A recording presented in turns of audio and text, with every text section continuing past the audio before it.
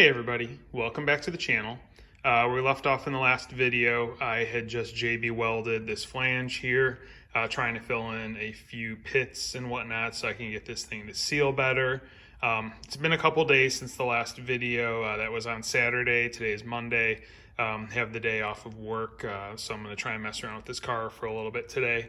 So I'm going to work on that project, see if I can get that thing sanded flush and whatnot. Make sure we're good to go there. Also in this video, I'm hoping to get the new mechanical gauge installed. Have to make some adjustments to the gauge layout in the dash in order to do this. So I'm probably going to be messing with that a little bit. And then the other thing that I'm hoping to tackle is getting the battery mount installed in the trunk. I've already pulled the battery back out of the drop mount where it was in the way. I do still need to remove the J-hooks that are hanging there. And then I did drill the first 2 holes just for locating it to make sure I'd have a place to get it through the frame. Got the hardware from the hardware store, so I'm going to get that all mounted up as well. And then the last thing I'll probably be working on in this video is the heater core, that top line that I was talking about where I'm not happy with the angle of the hose coming in. I did get the 90-degree stainless fitting. You can see it sitting there on the seat. Fitting with clamps. I got that off of Amazon. I'm going to go ahead and use that and hopefully get rid of that angle where it's pushing up against the side of the hole and the grommet, because I'm worried about that being a failure point down the road. So that being said, I'm going to get to work on some of these projects, and this should be a pretty good video covering quite a few things to get me that much closer to getting this thing back on the road. Okay, so here's a look at the flange. You can see where, there's a little bit of JB Weld remaining on there where I'd filled in some of the pits. I went over this with the 400 and then went over it with 1,000, and feeling around the edges of the thermostat housing where the O-ring would be seating, it feels very smooth on my hand, or like when I run a finger across it, nothing's catching or anything like that. So I think I have got the pitting issues taken care of. All those dark spots are areas that are filled in. They're not pits or anything like that. You can kind of see how it's blended and feathered into the existing aluminum. But, like I said, I run my finger around here. It's all nice and smooth. I'm not feeling any pits like I did before. So I'm hoping, mixed with, the O-ring sealer that I got, that Dow 111, and now cleaning up this flange, I should have the thermostat housing issues resolved. So hoping I can check that off the list, get this portion of it back together, and move on to the next. All right, time for a little update on what I've been up to. As I'd mentioned, I had to kind of mess around with the gauges as far as where I was going to mount things because I needed to install a new water temperature gauge, but the previous one was in the wrong spot. What was there was the Mustang voltage gauge.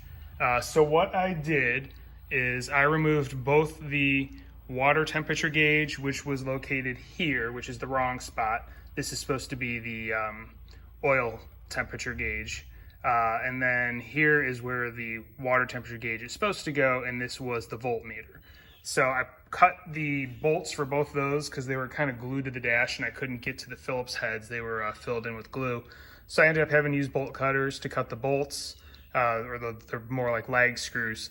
Cut those, got the wrong gauges out of the way. I did go online and ordered the matching voltmeter gauge. The proper gauge would be the ammeter, but it only goes up to 50, and this has got a 75 amp alternator, so it would be constantly pegged and probably burn out the gauge. So that's why I went with the voltmeter. So I got that on order, and I just installed the water temperature gauge in its proper location. Still have to wire the light for it. But as you can see, this has got a fixed tubing that, because it's a mechanical gauge, you cannot loosen up the fitting on the back of the gauge. So I drilled a hole there, still need to vacuum up the aluminum shards. There's a grommet that I'll have to slide into place right there.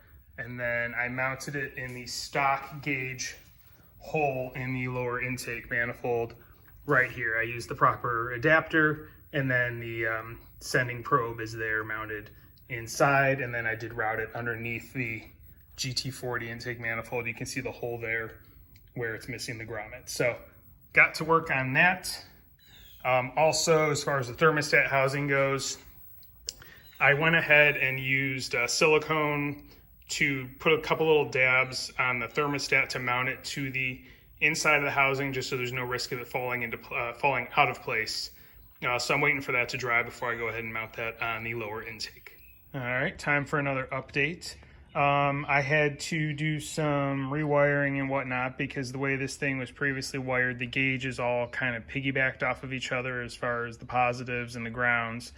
So in order to remove the existing water temp and voltage gauges, I had to cut those off and resplice other wires back together so that all the other systems would work. So I did that, using those solder joints that I have as well as heat shrink tubing.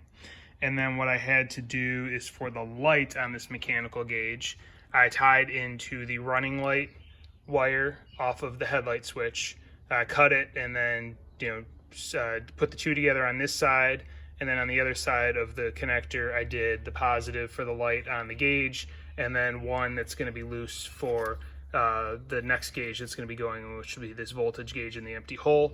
And then I did the same thing for the ground. I spliced the ground into existing grounds that were on the old gauges, and then one to the ground of that light, and then I have a ground hanging loose to hook up for the next gauge. So that's where I'm at as far as the wiring goes. I'm going to take a quick break, go grab a bite to eat for lunch, and then I'll get back to things on the car. Okay, came back from lunch and decided to get to work on the heater hose. And as you can see here, I did put that stainless 90 degree in the hose, and I'm much happier. There's no strain or stress pushing on the grommet anymore. It's actually like where it should be. So everything's tightened back up. You've got the 90 degree in the rubber there, and then the 90 degree stainless there, and then it's a straight shot going to the intake manifold. So, more fail points because of hose clamps, unfortunately, but it's the right fit for what I have to work with. So, pretty happy with that. Looks like it turned out pretty good. I haven't, filled it up with coolant yet because I still have to get thermostat housing on. So, hopefully there's no leaks or anything once that's all put back together, but another step in the right direction. All right, final update for today. I went ahead and I got everything on the thermostat housing installed. I used that Dow 111 O-ring sealer. I cleaned off the face of the intake manifold where I had cleaned everything up. Went over it with some brake cleaner. Still felt pretty smooth. I actually smeared some of that 111 on there. I put it on the O-rings, pretty good amount of that, as well as the other side of the flange, and installed the thermostat housing. Also put some on the O-ring and the threads for the neck that goes up to the degas tank. Got everything installed, all the clamps are tightened down, and I refilled the system. It's like 3/4 plus full, the tank. So I'm gonna let it sit overnight, because right now the battery's not hooked up, so I can't start it or anything like that. So I'm going to check it out tomorrow, see if there's any signs of any leaks. And then, hopefully I can get to work on the battery relocation, finish that up, get that hooked up, fire this thing up, and fingers crossed we are done with coolant leaks. So I think that's where I'm going to end this video. Hope, you're getting some information out of this. I hope you're enjoying what you're seeing. If you are, please like, subscribe, and hit the notification bell. Still a lot more to come with this car. It's probably going to be a never-ending project. So thank you again for watching, and have a great day.